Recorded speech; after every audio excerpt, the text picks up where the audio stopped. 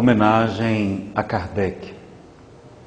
Trouxeste Allan Kardec, a longa noite humana, o Cristo em nova luz, revivecida aurora. E onde esteja, serás, eternidade afora, a verdade sublime em que o mundo se irmana. Em teu verbo solar, a justiça se ufana, de aclarar consolando o coração que chora. A fé brilha, o bem salva, a estrada se aprimora, e a vida, além da morte, esplende soberana. Escuta a gratidão da terra em toda parte, a alma do povo freme e canta ao relembrar-te a presença estelar e a serena vitória. Gênio, serviste, herói, exterminaste as trevas, recebe com Jesus, na glória em que te elevas, nosso preito de amor nos tributos da história. Meus queridos amigos, boa noite. A poesia do espírito Amaro Ornelas, homenagem a Kardec, psicografada por Francisco Cândido Xavier, vem nos falar um pouco dessa gratidão, desse carinho, dessa atenção e dedicação a todos nós que devemos tanto a este homem iluminado, verdadeiro missionário de Jesus.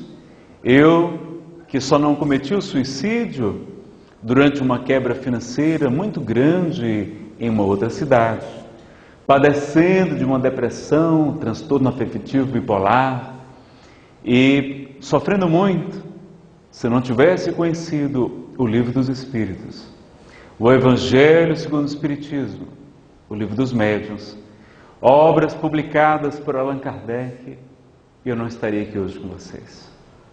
E temos essa alegria, não é, de poder estar aqui em plena São Paulo, a capital do estado, que é o locomotivo do progresso do nosso país, que Chico Xavier tanto ficava feliz, tanto admirava. Sempre falava com muito entusiasmo, com muita alegria dessa cidade.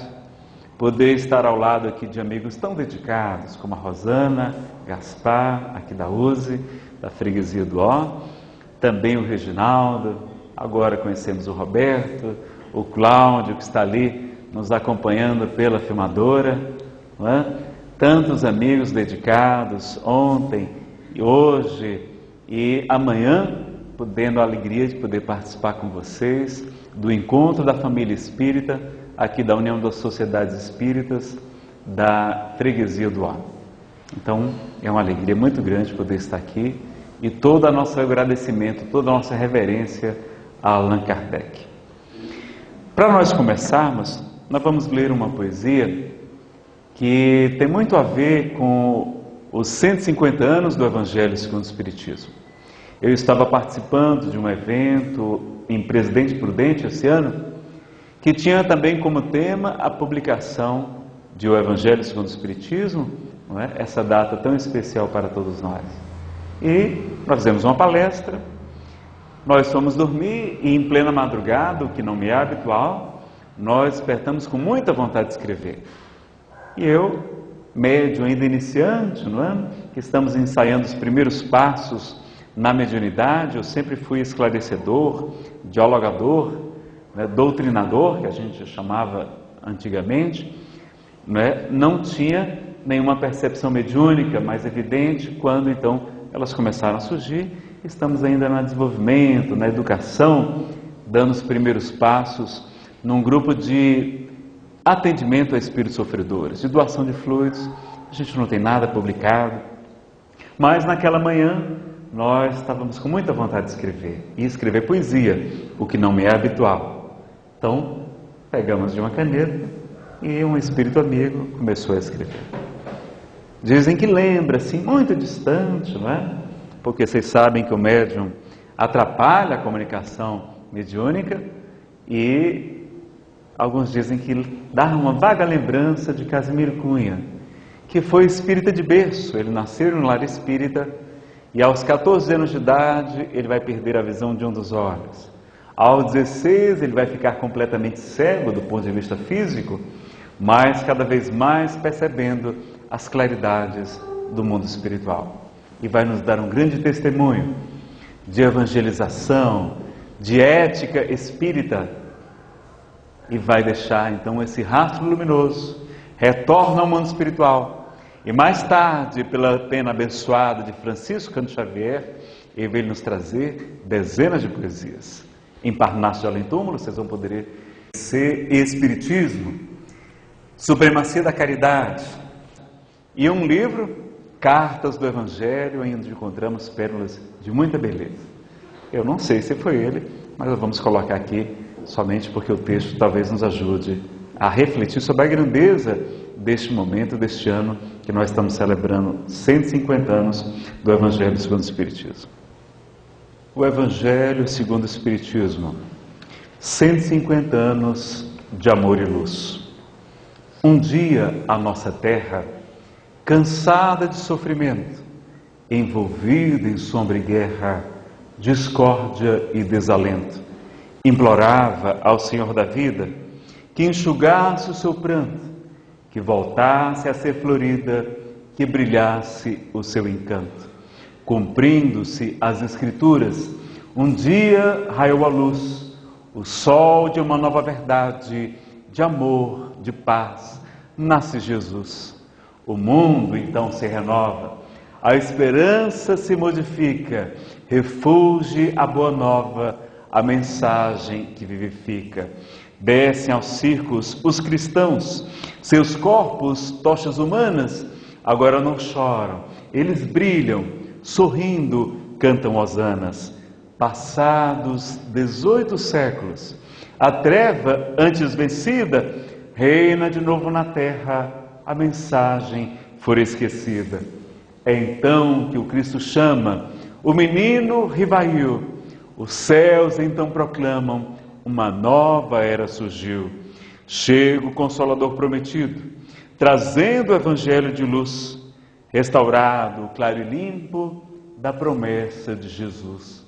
A divina caridade do amor e do perdão nos convida a toda hora, sejamos novos cristãos.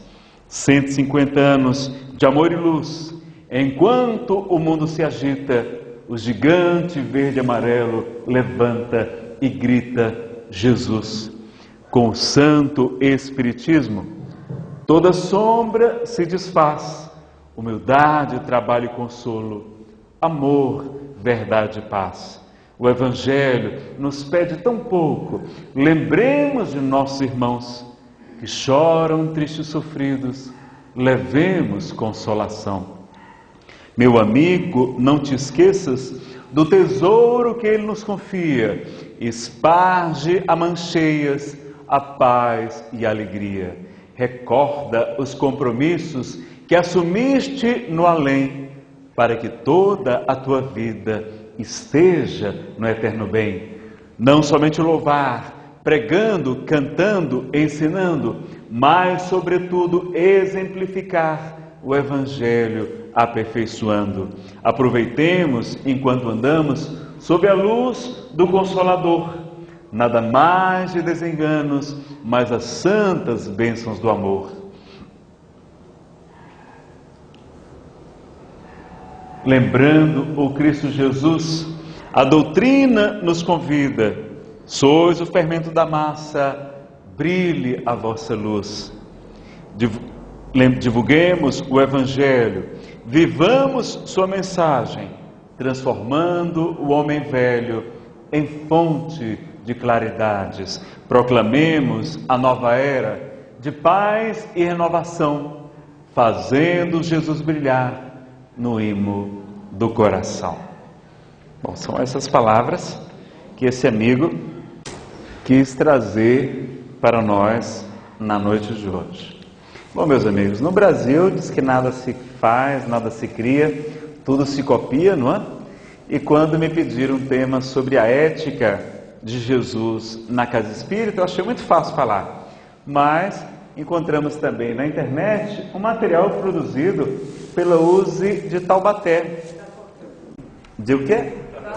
Ah, é Tatuapé, não é? Fica aqui em São Paulo, na capital. Ah, então pronto, olha aí. O autor é Norberto Tomazini, e ele fez alguns slides, a gente fez umas adaptações. Há também outros slides para falar um pouquinho sobre ética, para a gente ter uma noção do que seja ética, essas questões iniciais, e depois a gente partir para as perguntas de vocês, a participação, as dúvidas, para que esse momento seja bem interativo, seja um fórum, não seja uma palestra, não é tradicional, ok? Afinal, o que é ética? A ética estuda as atitudes na qualificação do ponto de vista do bem e do mal. E a moral, segundo o dicionário, né, é conduta, é tudo aquilo relativo aos costumes. Então, alguns fazem diferenças entre a ética e a moral. Por exemplo, a ética é um princípio, a moral consiste nas condutas específicas. A ética é permanente, a moral é temporal, ela varia com o passar do tempo, com as leis, com os povos, não é? Com o avanço da civilização. A ética é universal, a moral é cultural, ela depende então de cada cultura. E a ética é uma regra, a moral é a conduta da regra, como nós nos comportamos diante daquela regra. A ética é teoria, a moral seria uma forma de prática também. Há muitos outros conceitos de ética, né, para nós analisarmos. Podemos dizer também que ética é honestidade, é transparência, respeito aos direitos alheios e pressupõe a valorização da vida e da solidariedade. Pressupõe ainda a justiça, a igualdade de oportunidades e o respeito às diferenças, ou seja, a ética não pode conviver com preconceito, né? Então a gente tem aí algumas noções básicas sobre ética. Vamos ver mais um conceito importante para nós. Ética é a observância da lei de Deus e fazer aos outros tudo aquilo que gostaríamos que nos fizessem, não é? Então o primeiro ponto que a gente vai marcar para vocês vai ser justamente esse de que Emmanuel, inclusive, quando vai analisar as diversas religiões e filosofias existentes, e vai verificar que existe essa lei áurea, não é? Essa lei de ouro que norteia a conduta humana, que é não fazer aos outros aquilo que não gostaríamos que fosse feito a nós.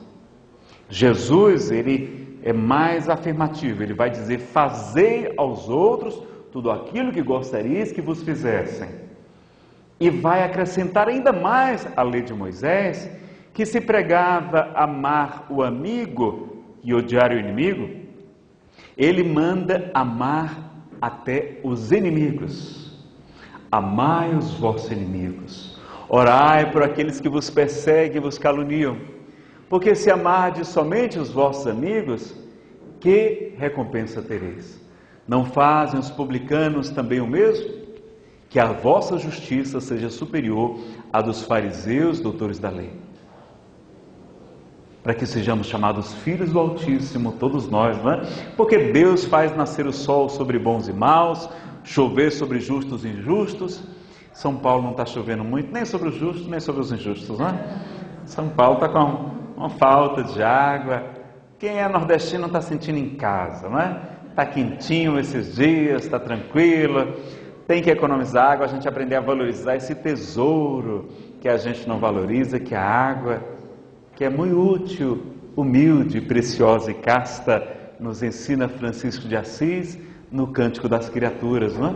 E como é importante esses momentos de crise para a gente aprender lições de ética. A ética diante da natureza, do ecossistema, do semelhante, as previsões de todos os pesquisadores acerca do futuro. Dizem que por volta de 2020, está aqui à nossa porta, não é? Nós estamos em 2014. Em 2020, muitos países padecerão de falta de água potável. Hoje já temos locais onde, não é, há muita sede, não há água para a irrigação, para a agricultura, para o gado. E agora com as variações climáticas ainda mais intensas, não é? nós certamente estamos bagunçando com a natureza, nós estamos vendo aí tantas tragédias. Então vejam que tudo isso tem a ver com a postura da ética. E hoje nós vamos não falar sobre a ética de Jesus na casa espírita. Então a gente vai fazer um foco um pouco mais voltado para a casa espírita, para o movimento espírita, para que a gente possa também esclarecer a nossa postura diante da doutrina consoladora trazida por Allan Kardec. E nessa visão de hoje nós temos uma visão da sociedade moderna que transformou a experiência coletiva em luta pela sobrevivência, interesse econômico, essa cultura de consumo, essa corrida tecnológica. Tá bom aí, Cláudio? Eu não estou na frente do seu slide, não? Não? Você está bem alto aí, né? Está quase na colônia espiritual de nosso lar, essa câmera dele. Disputa pelo poder político, ideológico e social. A moral acaba sendo confundida com o que é útil, não é? Então esse convívio integrou pessoas, trabalho, capital, objetos de consumo, tecnologias, desigualdades econômicas, sem incluir as normas da solidariedade e da fraternidade. Então a gente está nessa disputa muito grande, essa corrida desenfreada, e esquecendo da solidariedade e da fraternidade.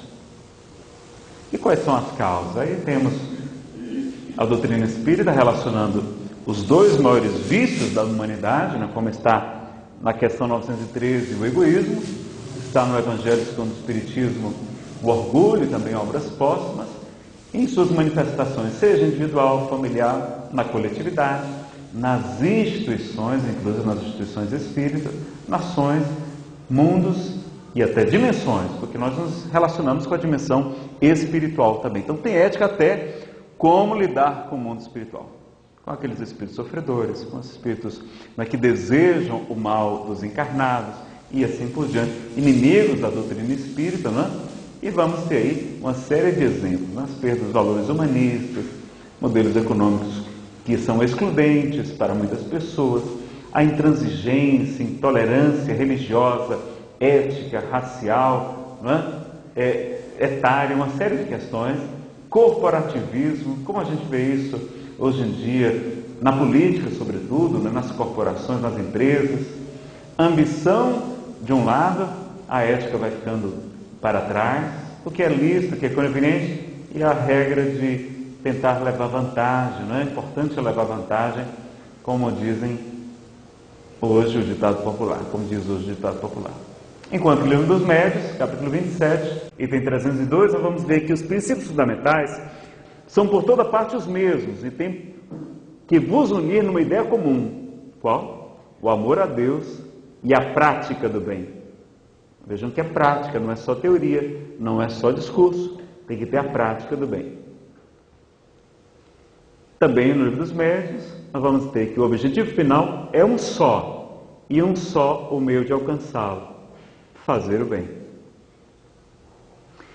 E em que consiste a missão dos espíritos encarnados? Em instruir os homens, em lhe auxiliar o progresso, em melhorar as instituições. Então nós temos também essa missão, além do que está na questão 558, que é a missão dos espíritos é se auto-aperfeiçoarem, executando a vontade de Deus, concorrendo para a harmonia do universo, não é?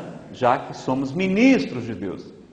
Nós somos ainda operáriozinhos simples, né? Meio atrapalhadinhos, mas chegaremos à condição de ministros de Deus. Então, a nossa missão aqui é nos auto-aperfeiçoarmos. Essa é a missão principal, como está na questão 558, mas temos também como missão auxiliar o progresso e melhorar as instituições.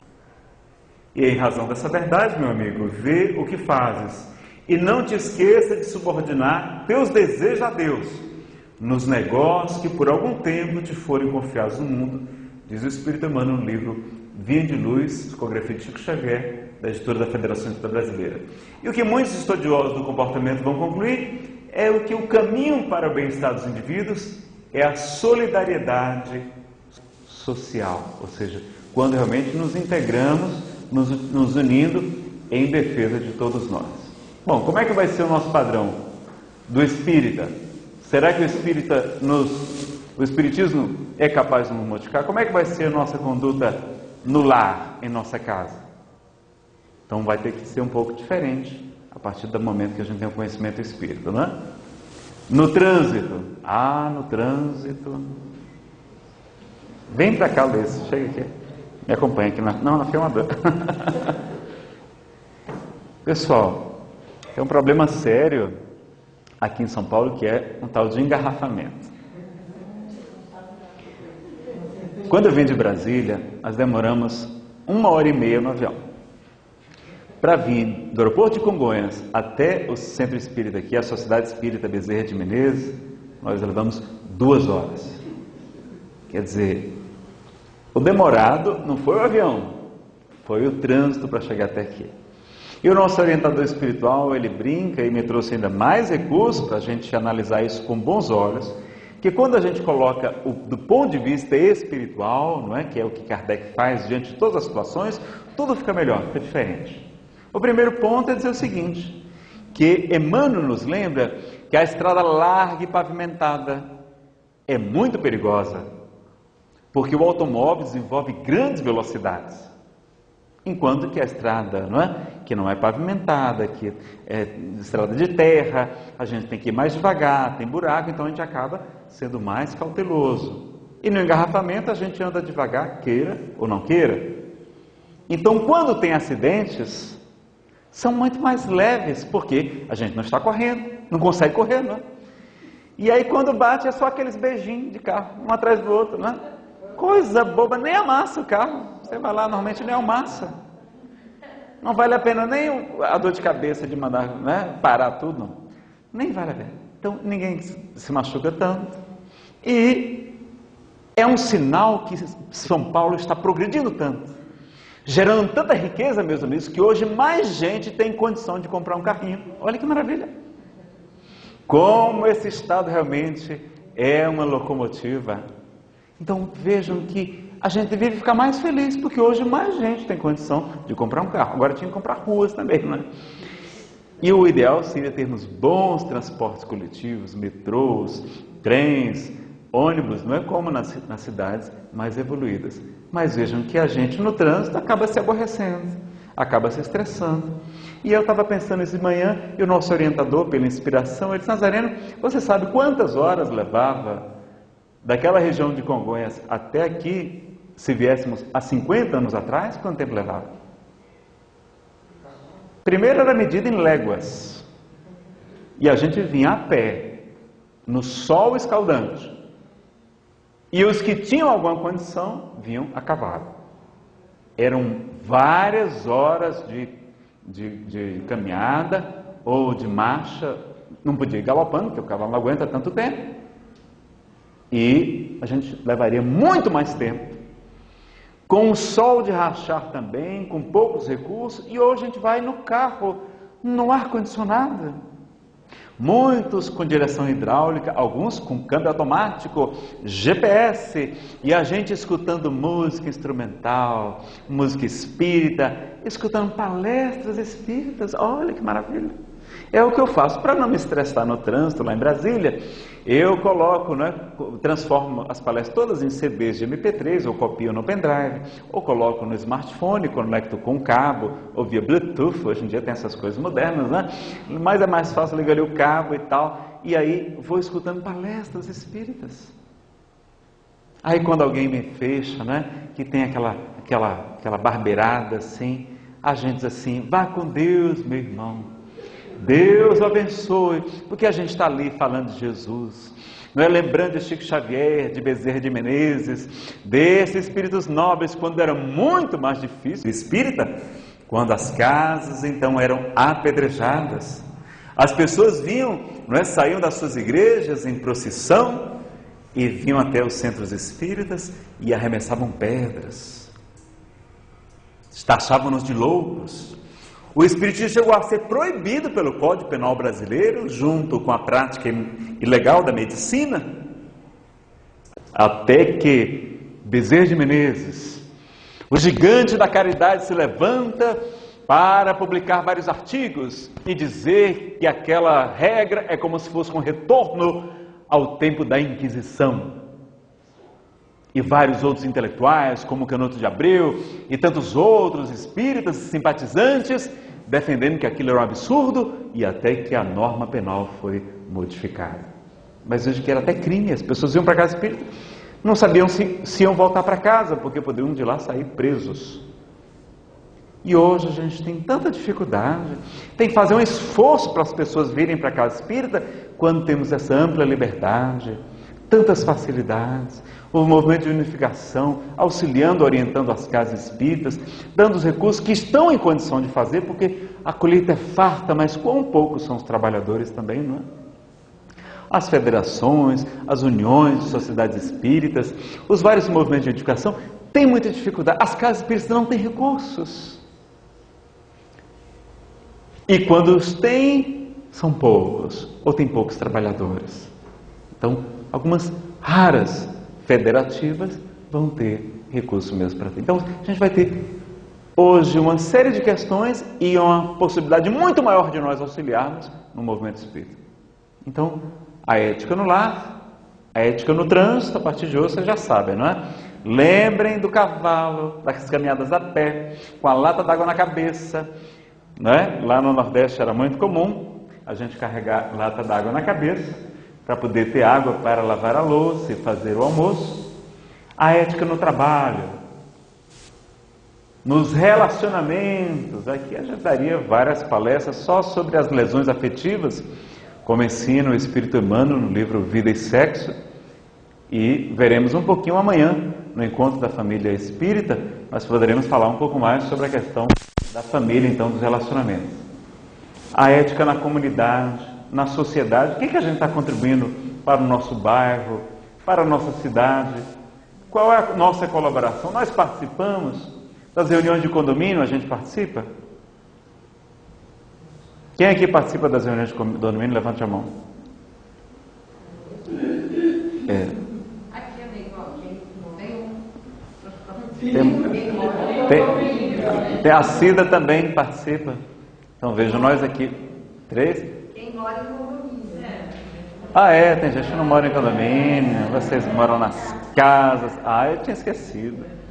Mas tem gente que deixa o marido aprontar tudo, não participa de nada. Então, também vai. Mas vejam que são muito poucos que participam, não é? Também das reuniões, nem que se quede do condomínio, ou passam uma procuração para alguém capacitado de representar. Veja como nós estamos aí com essa questão ética bem considerada. Política.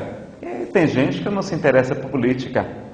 E na Casa Espírita nós temos a orientação, não é, da obra atribuída a André Luiz, no livro Conduta Espírita, muito clara, muito tranquila, que a gente não deve transformar a tribuna espírita num palanque, não é? Mesmo com as sutilezas mais comovedoras em nome da caridade, não.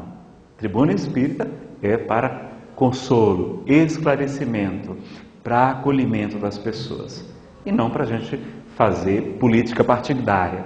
Mas é claro que a gente pode e deve informar as pessoas do dever de participar do processo de cidadania, da democracia. A gente não sabe o tesouro que é poder escolher os nossos representantes. Quantos milênios de ditadura, de despotismo, de opressão. E eu acho que foi o Oceano Vieira de Mello, ele colocou no Facebook, não é? Expositor moderno tem que ter Facebook, essas coisas para ajudar a divulgação, porque os recursos são poucos, a gente usa essas coisas todas que estão, não é, ao nosso alcance, as ferramentas da internet, do YouTube, enfim. E aí estava lá Chico Xavier. No ano de 1996, ele então, com 86 anos de idade, comparece às urnas, trazido por 2 pessoas, carregado, ele não conseguia nem mais caminhar sozinho. Doente, frágil, mas estava lá no momento, no dia da eleição, vai até a cabine eleitoral, preenche a cédula e coloca. Então um repórter lá acompanhando, tem a filmagem, e o repórter pergunta: mas seu Chico, o senhor veio votar? Ele disse: eu sou brasileiro, eu sou brasileiro, e temos que cumprir o nosso dever. E tem gente que não se interessa por política, e Platão vai dizer que a tragédia das pessoas boas e justas que não se interessam por política é serem governados por pessoas nem tão boas nem tão justas que se interessam por ela. Então a gente tem que conhecer as pessoas, os candidatos, as propostas, o passado deles e dar a nossa contribuição. Esclarecer as pessoas nas casas espíritas que é importante, que o Espiritismo é um verdadeiro tratado de filosofia, de ética. E a política não é ruim. Nós é que somos maus, e como ensina Bezerra de Menezes, pela psicofonia de Divaldo Pereira Franco, repetindo um brocardo muito conhecido de que se os bons não ocupam os lugares, porque todos os lugares serão ocupados, se os bons não ocupam, os maus ocuparão. Então, se a gente não se candidatar, não participar, não oferecer, não é? Nos oferecermos para o trabalho, outras pessoas irão. Então é muito importante que a gente compreenda isso também, que a gente deve participar do processo político também do nosso país. Isso também é ética, e a nossa missão também é contribuir para a melhoria das instituições. Porque o mundo de regeneração, tem gente que fica achando que o mundo de regeneração vai ser um estalar de dedos, né? Tem gente que já tem até espírito embarcando naquela profecia maia de 21 de dezembro de 2012, e eu já estava fazendo palestra há muitos anos, já falando, pessoal, olhe, não vai acontecer nada, no dia seguinte vocês vão ter que acordar e trabalhar de novo, graças a Deus. E o mundo de regeneração é uma conquista nossa. Quanto mais nós trabalharmos, divulgarmos a doutrina, auxiliarmos o Consolador Prometido e as instituições espíritas, mais rápido a Terra se tornará uma regeneração. Agora, se a gente ficar de braços cruzados esperando que renasçam espíritos muito elevados, sem que nós lhe eduquemos, nós ofereçamos, não é, a evangelização infantil, a mocidade, não é, bem engajada, bem participativa, bem interessante, porque os jovens hoje não vão lá, e a pessoa ficar lendo um livro espírita diante deles, eles não vão ficar lá mandando mensagem de texto, mexendo nos tablets, nos celulares. Tem que ser algo dinâmico, algo que envolva, que realmente faça com que eles participem. Com tanto apelo de drogas, com tanto materialismo em nosso planeta, se esses espíritos reencarnam aqui, quantos não estão se perdendo? Então os espíritos vão dizer, está lá em Obras Póstumas, também está lá no livro A Gênese, que para a gente perceber quando a Terra estivesse chegando à condição de mundo de regeneração, não olhássemos para os céus, para sinais, para cataclismos, porque estes que vos ensinam isso, vos enganam. Olhai antes ao vosso redor. Será pela mudança dos costumes das pessoas que perceberemos essa transformação. Então nós vamos desenvolver essas em nossas instituições, fortalecê-las, divulgar a doutrina espírita, porque a gente fala muito em caridade. Mas hoje, quando a gente lembra realmente do que Jesus falou, e aliás foi realmente esse único critério que ele estabeleceu, para saber quem passaria à direita, as ovelhas, e quem passaria à sua esquerda, os cabritos, Jesus estabelece um único critério. Quem lembra qual foi esse critério? Porque ele fala que no final dos tempos o Filho do Homem retornará em toda a sua glória, em todo o seu esplendor, e passará à esquerda os cabritos e à direita as ovelhas. Ou seja, que acontecem juízos gerais, não é final do mundo, é final do tempo, ou seja, é final de um ciclo, de uma era de expiação e provas, quando a Terra começa a adentrar o mundo de regeneração, uma nova época. E acontecem os juízos gerais, que Allan Kardec estuda no livro A Gênese. Qual foi o único critério que ele estabeleceu? A caridade, não é? Eu tive fome, tu me deste comer. Tive sede, tu me deste beber. Eu estava nu e tu me vestiste. Eu estive preso, ou enfermo, ou desabrigado, poderíamos colocar hoje, ou no orfanato, ou na Crocolândia, e tu me acolheste. Eu estava peregrino, perdido, e tu me acolheste. Eu estava preso ou enfermo, vitimado pelos grilhões do ódio, da vingança, da obsessão espiritual. Podemos acrescentar isso hoje. E tu foste me visitar. Então Jesus faz da caridade o único critério para saber quem vai passar à esquerda, quem vai para outros mundos, outros planos, outras dimensões, onde haverá choro, onde haverá saudade, onde haverá ranger de dentes. Ranger de dentes é de frio, não é de calor não, pessoal. Bater os dentes é de frio. Então, para esses mundos, onde eles serão instrumentos do progresso lá, como diz Emmanuel no livro A Caminho da Luz, um dia a Terra recebeu espíritos desta região, né, que ele defende como a constelação do Cocheiro, a constelação de Capela, Cabra, é a mesma coisa. E em grandes 4 grupos vieram povoar e acelerar o progresso que aqui estava ainda incipiente. Porque aquele mundo, na constelação de Capela, já alcançaram uma condição maior, mais elevada. Então, do mesmo modo, a Terra vai avançando e há espíritos que não têm mais autorização de reencarnar na Terra. Chico Xavier chegou a afirmar que desde a Segunda Grande Guerra Mundial, muitos espíritos já não tinham mais a permissão de retornar ao planeta. Então, há esses juízos gerais, de épocas em épocas, onde a gente vai separar o joio do trigo. Porque se dissesse assim, olha, fica só quem é bom, não ficava um. Então tem que deixar os dois crescerem juntos, não é? Eles são muito parecidos. A cisânia é muito parecida com o trigo, o joio, e se mandasse tirar logo, ia levar muito trigo jovem. Então Jesus diz, deixai-os crescer juntos, mas afinal, arrancai o joio aos molhos, aos montes, e lançai-os no fogo. Então acontecem as separações. Só que hoje caridade não é mais tanto dar o alimento. Hoje, pelo menos no Brasil, não há tantas pessoas passando fome. Há poucas. E há meios de auxiliar. E tem muitas ONGs, muitos programas governamentais para isso. Agora, hoje que as pessoas mais precisam é a caridade da divulgação da doutrina espírita. No budismo nós temos 5 tipos de compaixão.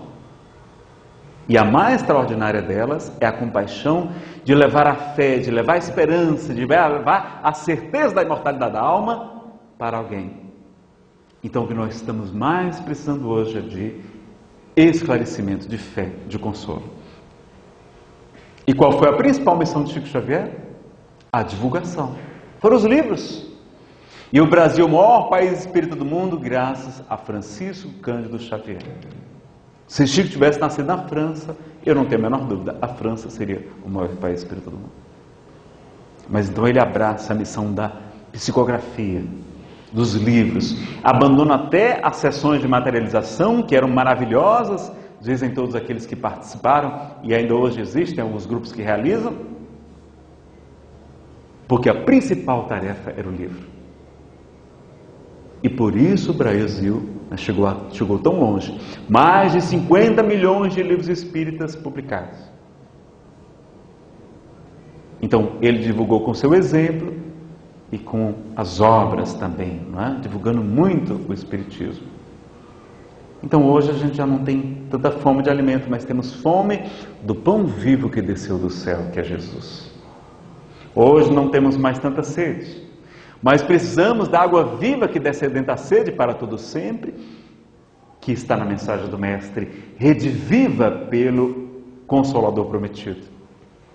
Hoje nós estamos mais desnudos, precisamos de acolhimento, de aconchego nos lares, nas casas espíritas, e por isso a Federação Espírita Brasileira coloca a campanha de acolher, consolar, esclarecer e orientar, melhorar o acolhimento nas casas espíritas também. É fundamental a gente melhorar o nosso acolhimento, não está bom. Hoje não temos tantas pessoas, não é? Sem teto. Nós temos hoje muitas crianças abandonadas, muitos dependentes químicos sem apoio, sem tratamento, sem orientação. Quão poucas casas espíritas oferecem esse tipo de atividade? Na Comunhão Espírita de Brasília, que eu participo, e também mais 2 casas que eu conheço em Brasília, o Caminheiros da Luz, no Jardim Planalto, e também lá em Lusiânia, o CEPAC, tem, não é, grupos para atender os doentes de dependência química e os outros doentes que são mais sofridos muitas vezes, os familiares, que a gente chama de codependência. Então, a comunhão tem 3 grupos Segunda, quarta à noite, sábado de manhã. E a gente não sabe o tesouro que é poder levar esclarecimento, levar fé para aquela pessoa que está triste, perdida, desnorteada pelo materialismo, pensando em cometer o suicídio. E a gente poder oferecer também o tratamento, o acolhimento, a explicação, não só do ponto de vista físico, mas também do ponto de vista espiritual. Buscar o autoconhecimento e descobrir que existem muitas comorbidades, quantas doenças levam a pessoa a buscar as drogas. A droga, na verdade, é um efeito. O pessoal está com fio aí? Não, está vindo um barulho da casa lá. Ah, sim, está tudo bem. Você está com calor? Não, eu sou do Ceará. Sou do Ceará. Eu vi ele fechando ali a janela. Não, sente mais para cá, deixa aberto. Né? Não, mas Emmanuel diz, Chico Xavier dizia isso, né? Diz que o espírito só evolui perdendo líquido. Perdendo líquido. Ou a gente evolui perdendo líquido pelas lágrimas, chorando. Ou a gente pode evoluir perdendo líquido pelo suor abençoado do trabalho no bem. Né? Então, pelo menos suando, a gente está aqui, está evoluindo, está progredindo. Então, vejam, meus amigos, que nós temos, não é? Mas não se preocupem não, sou acostumado, já com calorzinho, e é bom, e diz que desintoxica também, diz que é bom. É porque a gente desintoxica pelos rins, pelo fígado, mas pela pele também. Muito bom suar, não é? Por isso que os franceses dizem, bom suar, né? É bom suar, bom suar. Então eles falam, eles repetem, olha como esse povo francês é sábio, não é? Então vejam que é bom suar. Então vejam, e a gente, tendo a oportunidade de oferecer, eu fui ateu durante 12 anos. Como é que a gente não vai oferecer a doutrina espírita a tantos corações isolados? Quantas pessoas, meus amigos, buscando as drogas por causa do grande vazio interior? Porque sabemos que a pessoa tem às vezes depressão. Mais de 70% dos dependentes químicos têm problema de depressão. Do transtorno afetivo bipolar, do transtorno da ansiedade generalizada, do transtorno obsessivo compulsivo, do transtorno da hiperatividade e do déficit de atenção, de conflitos sexuais, de conflitos familiares, de sentimentos de culpas arraigados, de processos obsessivos muito graves, tanto que o Dr. Wesley Assis, psiquiatra de Goiânia, um dos melhores expositores sobre dependência química que eu conheço, ele vai dizer que a comorbidade principal que existe, ou seja, a doença ao lado, seja orgânica, seja mental, que está junto à dependência química, levando à dependência química, ou trazendo de volta, provocando as recaídas, é a obsessão espiritual. Porque a gente nunca está sozinho, estamos cercados por uma nuvem de testemunhos, não é? E as casas espíritas poderem ofertar esse consolo, esse bálsamo. A gente não sabe como é importante e quão poucas casas. Eu soube aqui pela Rosana que aqui vocês têm, não é, casas espíritas que se reúnem através da USE e têm atividades em comum em um determinado local para atender os nossos irmãos dependentes químicos e os familiares. Então vamos fazer, se a casa não tem estrutura para acolher ali em determinado local, uma sala, não é, para a gente fazer o estudo do Evangelho segundo o Espiritismo, e ali divide depois os grupos, os dependentes ficam num e as famílias no outro, e a gente compartilhar aquelas ideias, aqueles sentimentos, porque a cura vem pela boca, dizem os terapeutas. É quando a gente fala, quando a gente faz aquela catarse, quando a gente troca as impressões, é quando a gente se fortalece, como nos feixes de varas.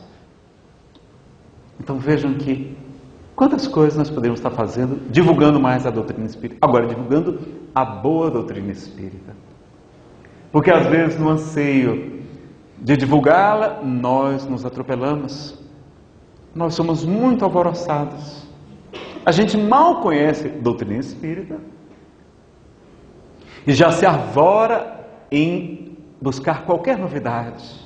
Porque nós adoramos novidades, não é? Soluções mágicas, fáceis. Enquanto que a gente esquece da principal missão do Espiritismo. Quem sabe qual é a principal missão do Espiritismo? Item 303 do Livro dos Médiuns, a Rosana não vale. O Gaspar também não, o Reginaldo não. Qual é a principal missão do Espiritismo? Consolar? Também, mas não é a principal missão. Consolo. Hã? Divulgação do Evangelho? É também, mas não é essa a principal missão. Uma alma se salvou. Aliás, duas, né? Falaram. Teve ali uma sintonia. A principal missão do Espiritismo é a reforma moral da humanidade. Então, o Espiritismo não está aqui para curar corpos perecíveis. Não, porque eles vão adoecer. Nós usamos o corpo, mas nós não somos o corpo. Então, podemos realizar fenômenos de cura? Podemos. Mas com todo o cuidado, critério, não é? Para evitar a mistificação, evitar o problema que os médios e efeitos físicos são tão frágeis, porque o ser humano é frágil. Então temos que saber realizar. Então precisaríamos de várias horas de seminário, pessoal, para falar sobre esses assuntos todos aqui. A gente já tem gravado material sobre polêmicas doutrinárias, união e unificação em Jesus e Kardec, que a gente realizou em Santa Catarina, em 4 palestras, e mais as palestras sobre a dificuldade da convivência na casa espírita.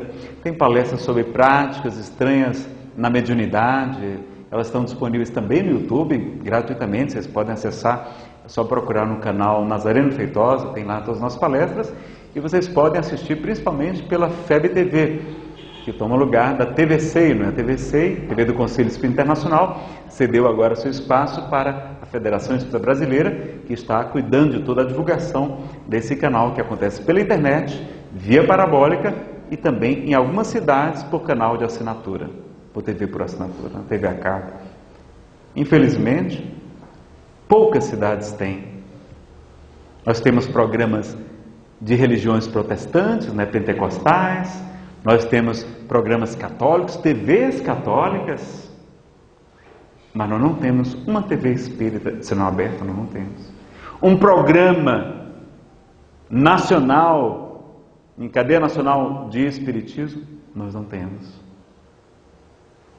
Uns até começaram, mas não eram em todos os canais, depois param, porque a gente não ajuda.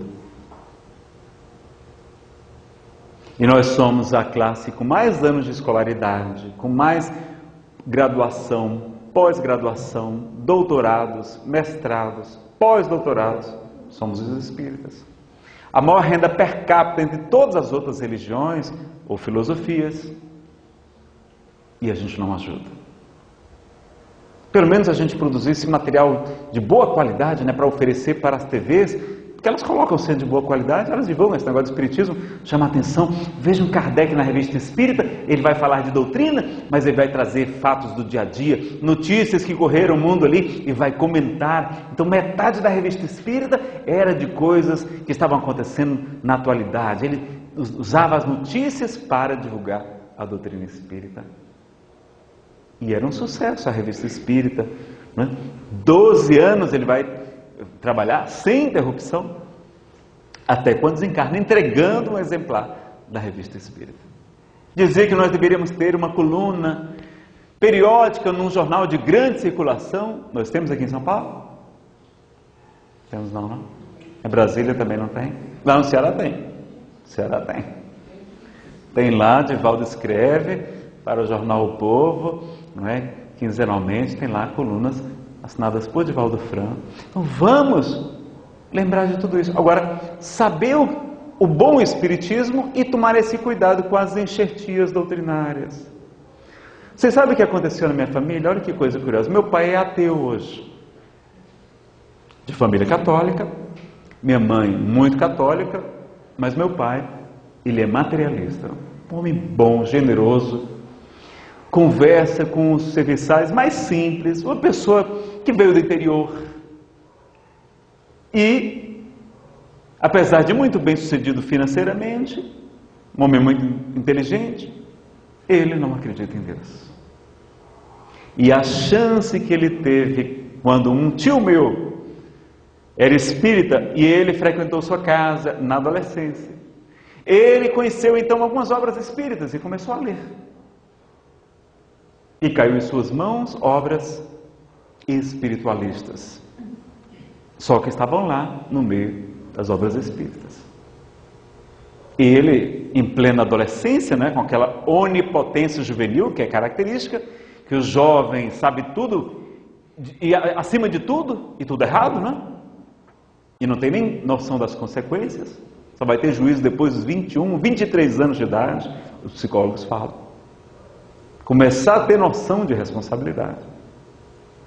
Então, naquela época dos hormônios, das baladas e tudo, das festas, aí ele vai e cai em suas mãos um livro que dizia, o autor espiritual dizia que no ano de 1992 já daria para ver a olho nu um planeta que iria se aproximar da Terra, uma espécie de astro higienizador, e que ele, ao se aproximar, por volta do ano 2000, a Europa estaria submersa.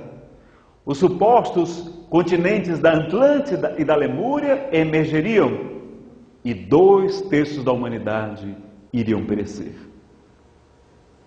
Esse livro foi publicado em 1951.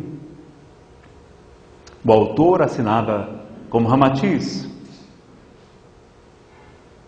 E nós tivemos um grande estrago no movimento espírita.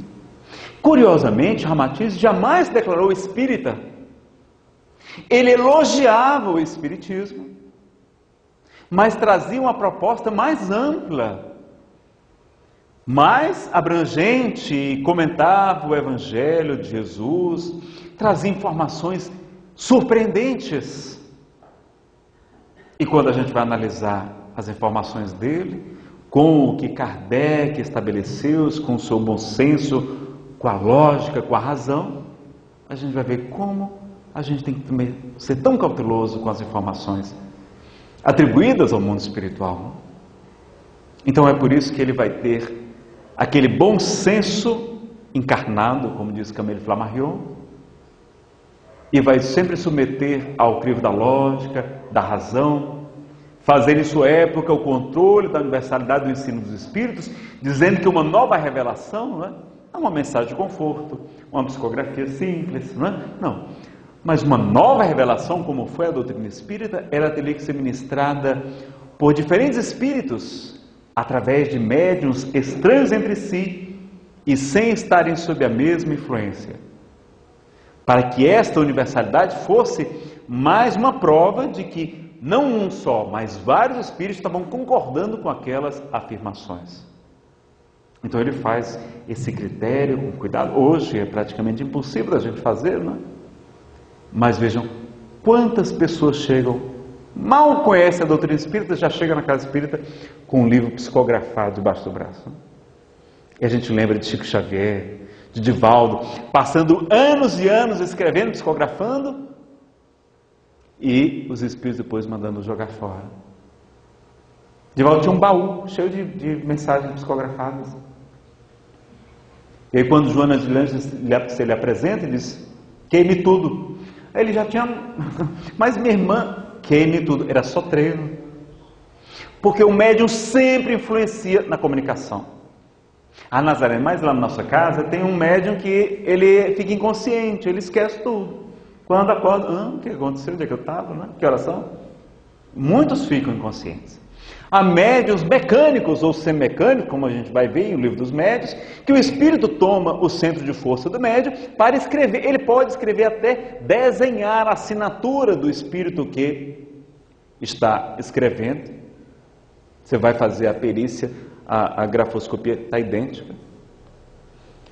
Tem espíritos que conseguem desenhar no idioma a letra que o médium não conhece, mas o dispêndio de energia é muito maior, muito mais difícil para o espírito escrever. E a gente sabe que mesmo na comunicação mecânica, o livro dos médiuns vai dizer que o médium interfere também. Ou seja, até quando é mecânico, quando ele não participa, ele interfere. Então sempre é um trabalho de duas mãos. Hermínio de Miranda, no livro Diálogo com a Sombra, vai dizer que numa boa comunicação mediúnica, 50% é do médium, 50% é do espírito. Numa boa comunicação mediúnica. Então, médios como Chico Xavier, como aquelas crianças, eram crianças mesmo, né? Porque meninas à época de Kardec, com 14, 15 anos, eram crianças, não tinha internet, não tinha tanta informação. As meninas eram, praticamente reprimidas na sua educação, mal tinham acesso à cultura. Que é as meninas Caroline, Julie Baudin, a senhorita Jafé, Hermance de Foucault, entre tantas outras, sem nenhum conhecimento prévio, elas vão trazer aquelas mensagens extraordinárias. E tendo ali o aval, o critério, o bom senso de Allan Kardec. Agora, hoje a gente tem todas as nossas crenças, nossos condicionamentos, nossos atavismos, a gente mistura tudo, o nosso personalismo, a nossa vaidade, e a gente vai colocando. Então, vejam como esse terreno é frágil. O nosso querido Haroldo Dutra Dias, da União Espírita Mineira, ele vai dizer que quantos profetas, quantos homens extraordinários se deixaram equivocar, colocaram suas próprias questões pessoais nas suas doutrinas, enquanto que Allan Kardec não, realmente vai fazer um trabalho que era dos Espíritos, em que pese ele ser um membro também da falange do Espírito Verdade. Então a nossa ética na Casa Espírita, primeiro, é com a doutrina. Conhecer a doutrina espírita. E para isso nós precisamos estudar. Quem aqui já leu por inteiro, pelo menos esses 3 livros? O Livro dos Espíritos, o Livro dos Médiuns e o Evangelho segundo o Espiritismo. Por favor, levante o braço. Por inteiro os 3. Bom, aqui eu sei que também tem frequentadores do centro, né? Mas somente 69,31% do grupo levantou o braço. 31,69% não levantaram. Os que não levantaram, vocês são espíritas, porque na essência, para ser espírita, basta acreditar em Deus, na existência de Deus, na imortalidade da alma, na comunicabilidade dos espíritos, na reencarnação e na pluralidade dos mundos habitados. Isso, diz Allan Kardec, na essência, define uma pessoa como espírita. Mas quem não levantou o braço ainda não conhece espiritismo. Porque para conhecer o mínimo de espiritismo, Kardec publicou 29 livros espíritas, fora os livros didáticos, os livros de ciências, de educação, que ele, um grande educador, publicou. Contando os 12 exemplares da Revista Espírita, nós vamos ter 29 livros. A gente nem sequer leu 10% do que Kardec publicou. No mínimo, temos que ler também O Céu e o Inferno, a Gênese, temos que ler obras póstumas, o que é Espiritismo, no mínimo esses. Mas é bom que a gente conhecesse mais profundamente Allan Kardec. Porque a autoridade em Espiritismo chama-se Allan Kardec. Então nós tivemos Espiritismo na Inglaterra, na Europa. Vocês viram, inclusive um livro foi traduzido errado. Eu acho isso um absurdo. Quando chegou ao Brasil a tradução do escritor Arthur Conan Doyle, que em inglês está The History of Spiritualism, gostaram do inglês? É lá do Ceará, né? Não é grande coisa. É a história do espiritualismo. E como é que foi traduzido? História do Espiritismo.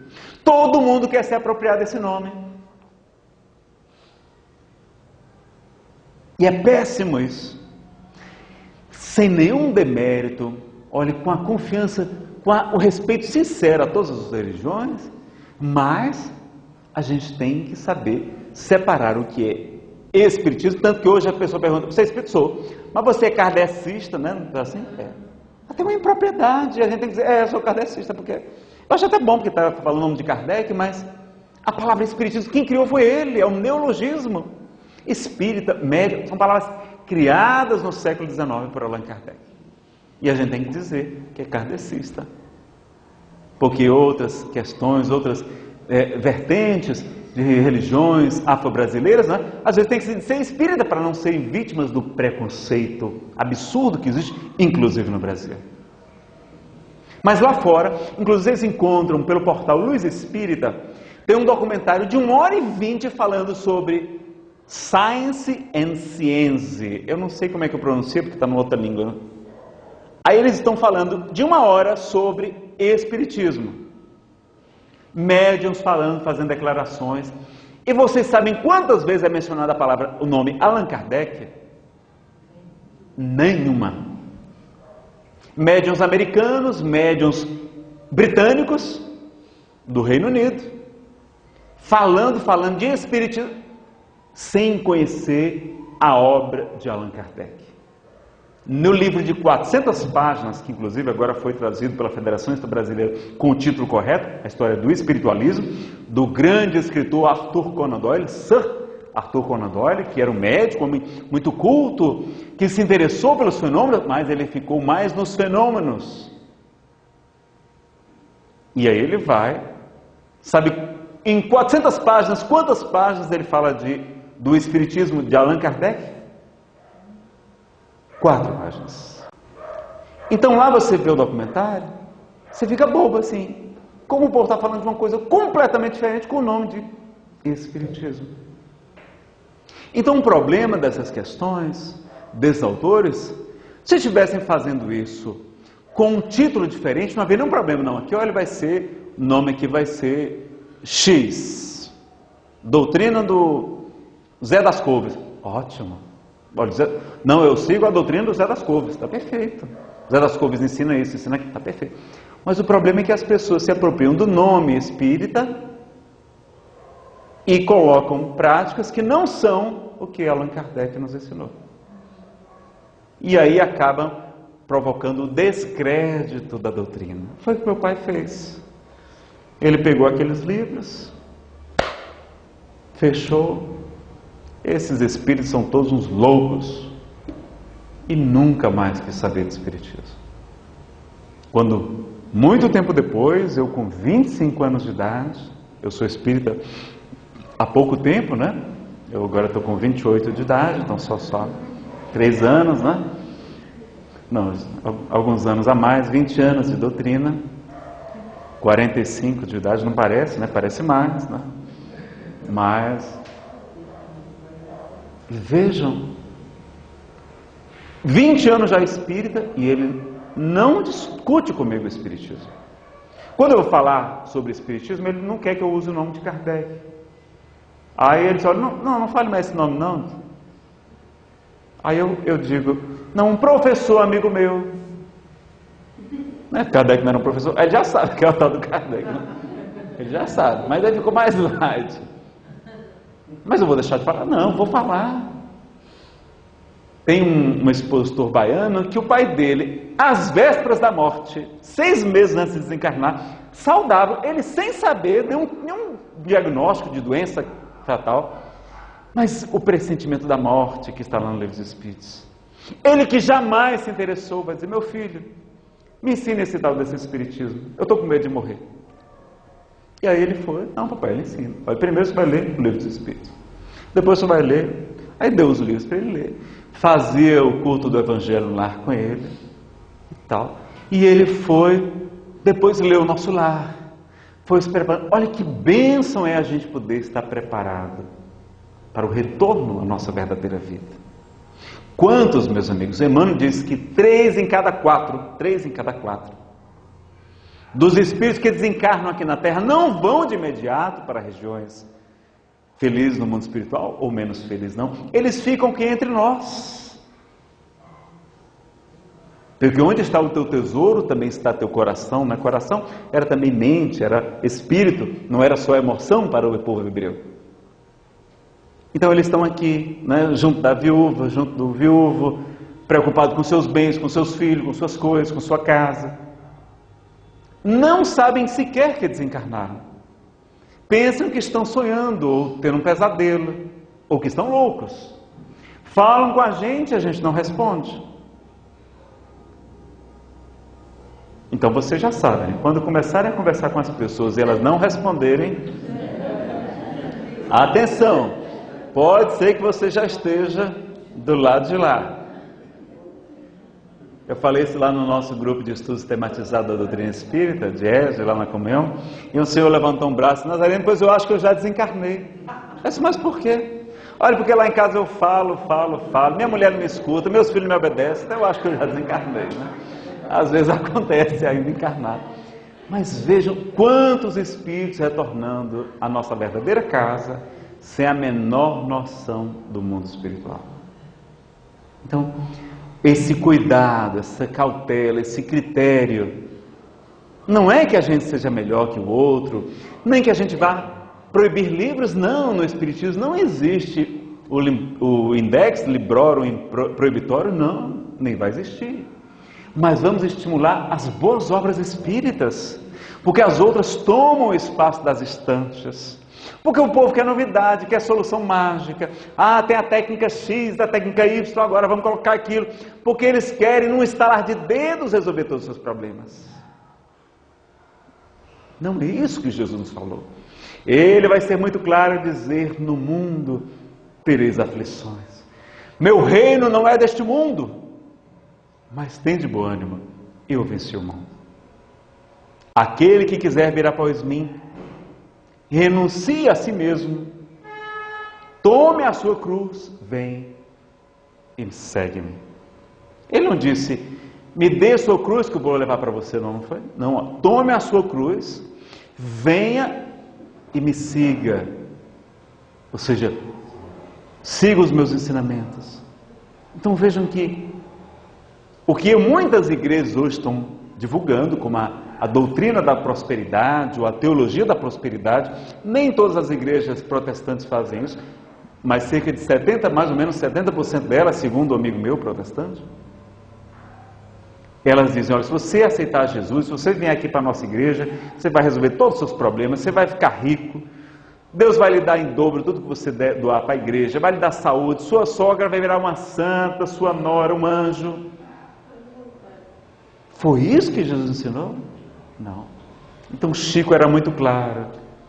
Jesus nos falou em alívio: vinde a mim todos vós que estáis cansados, que estáis aflitos e sobrecarregados, e eu vos aliviarei.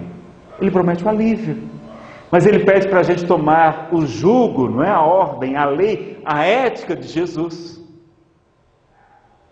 porque esse jugo é suave e seu fardo é leve, e encontraremos repouso para as nossas almas, não é nem para o corpo, é para as nossas almas que ele fala. Veja, então, nós como espírita temos que ter essa questão da ética com a doutrina, conhecer a doutrina espírita, estimular o estudo. Não vamos então proibir obras, não vamos, mas vamos estimular as boas obras espíritas. Vamos estimular o estudo na casa espírita, porque é através do estudo é que a gente vai fortalecer. Em O Livro dos Médiuns, Kardec mesmo vai afirmar que você levar uma pessoa para um grupo mediúnico, para assistir uma sessão, sem que ela tenha conhecimento espírita, de 10 que assistirem, 9 vão sair de lá sem acreditar. E algumas mais incrédulas do que quando chegaram. Agora, se elas estudarem antes, conhecerem a filosofia, porque a força da doutrina espírita está sobretudo na filosofia, a mensagem que liberta, no evangelho redivivo, né? É o cristianismo dos tempos modernos, fazendo-nos compreender Jesus com toda clareza, com toda beleza.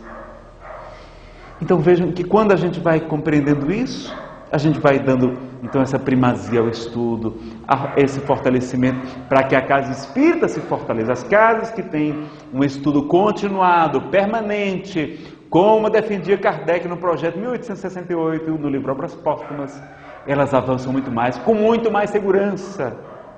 Porque às vezes a gente se arvora em prática daquilo, técnica daquilo, e essas técnicas não são melhores ou piores do que as outras, porque é uma questão muito mais de fé, é uma questão muito mais de merecimento. A libertação das obsessões está ligada às imperfeições morais. Está lá em O Livro dos Médiuns. Então elas são várias portas abertas, e a principal é o orgulho. É o item 228 do Livro dos Médiuns. Então essas imperfeições morais vão permitir a instalação da obsessão espiritual, e nela, então, todas as questões que a gente está ligado. Então, para combater as imperfeições morais, a gente tem que estudar a causa. E lá no livro A Gênesis, no capítulo 3, item 10, Allan Kardec vai dizer qual é a principal causa das nossas imperfeições morais. Quem sabe qual é a principal causa das nossas imperfeições morais?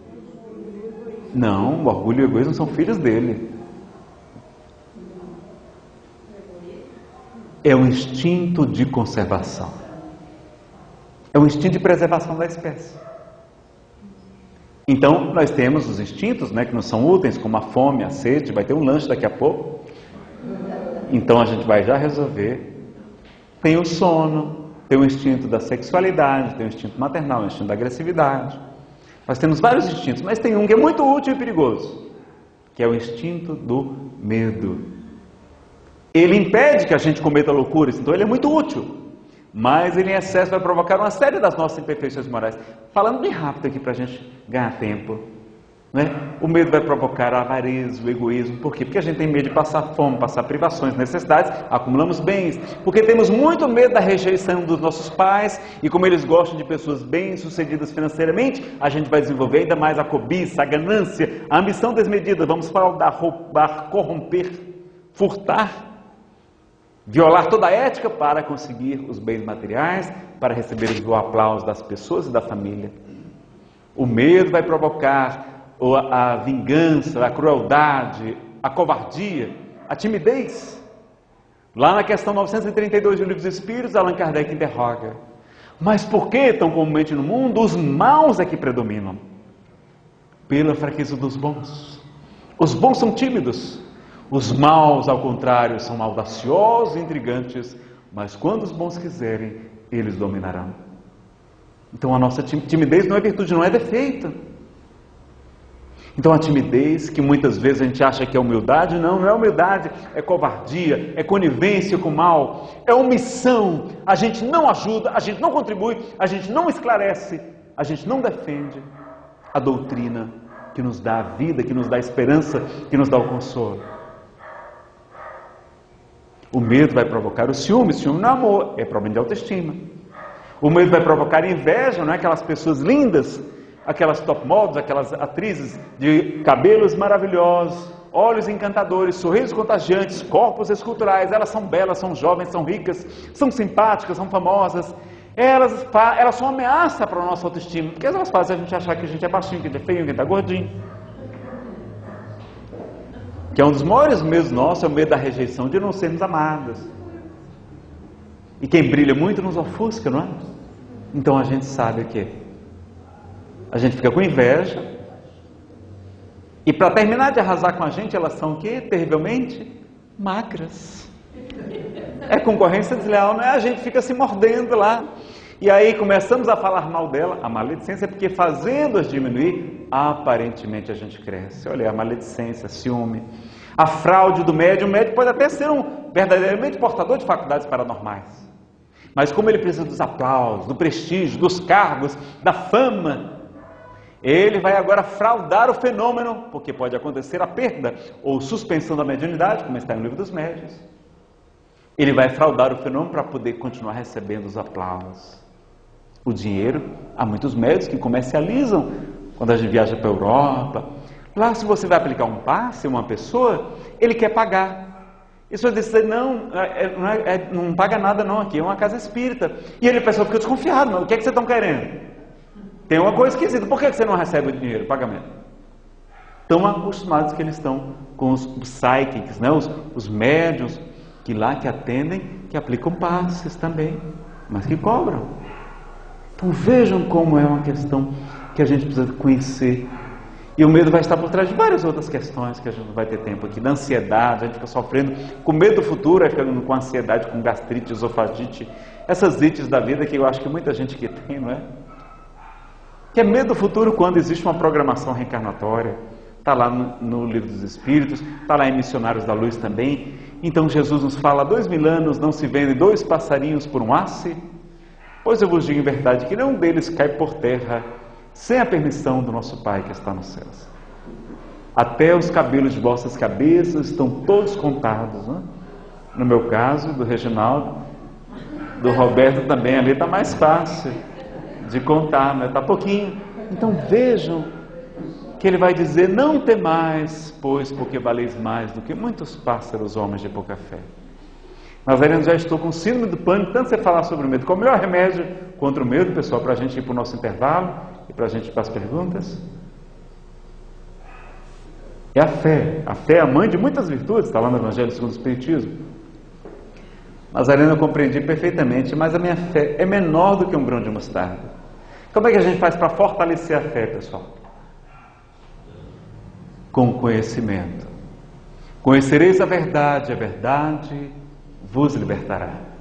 Então, conhecendo as leis que regem o universo, quem somos nós, de onde viemos, para onde vamos, por que sofremos, como encontrar a felicidade real.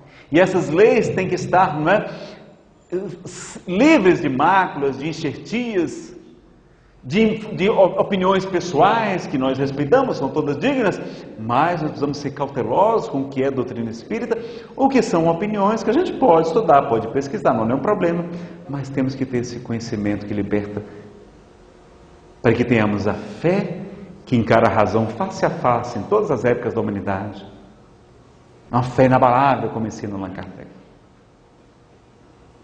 Nazareno, como é que faz para fortalecer a fé? Que eu tenho problema, é minha fé que é pequena. Então, com conhecimento. Então, a importância do estudo na casa espírita. Estudar as boas obras espíritas. Fazer a reforma íntima, estudar o Evangelho segundo o Espiritismo em pequenos grupos. Agora a gente tem também aí o estudo miudinho, o estudo minucioso do Evangelho, não é? Não só o Evangelho segundo o Espiritismo, mas aqueles que já completaram esses estudos, avançar também no Novo Testamento, descobrindo as maravilhas que Jesus nos ensinou. Então vejam, quantos recursos maravilhosos, e a gente vai fazer os tratamentos, o acolhimento, a fraternidade, os trabalhos sociais, vamos fazer tudo isso, mas a principal caridade que nós estamos fazer é a divulgação da doutrina espírita. Esse pão, essa água viva. E aí o Luiz Ribas, né, aquele colaborador da TVC e autor de alguns livros espíritas, ele vai dizer: Nazareno, a gente atende, fica tão preocupado com o grupo mediúnico para atender lá os nossos irmãos suicidas, quando poderíamos estar divulgando a doutrina espírita e evitando quanto sofrimento, quantas mortes, quantas mães e famílias desesperadas, porque teve um filhinho arrebatado pelas garras da morte. Quantas pessoas desiludidas, buscando as drogas, buscando os vícios, a corrupção e o próprio suicídio. Porque não tem este farol, essa luz do mundo, que é o Cristo de Deus. Então nós precisamos ter essa consciência do dever, da responsabilidade, que cada um de nós tem, dessa ética de Jesus na casa espírita, para cumprirmos o nosso papel. Então, o primeiro passo é conhecer, é estudar, e nos grupos a gente vai ter mais proteção. Lá no Livro dos Médiuns, quando fala do capítulo da mistificação, os espíritos vão dizer que quando eles desejam, não é? Então enganar o médium, eles usam nomes pomposos, eles escrevem palavras difíceis, começam a estimular o orgulho, a vaidade do médium, ele vai ficar mais suscetível às críticas, por qualquer motivo ele se irrita, ele acha que só ele está correto. E então ele se isola do grupo. E quando se isola, ele se torna presa fácil dos espíritos enganadores. Então estudar e frequentar um grupo espírita é nossa proteção também, meus amigos.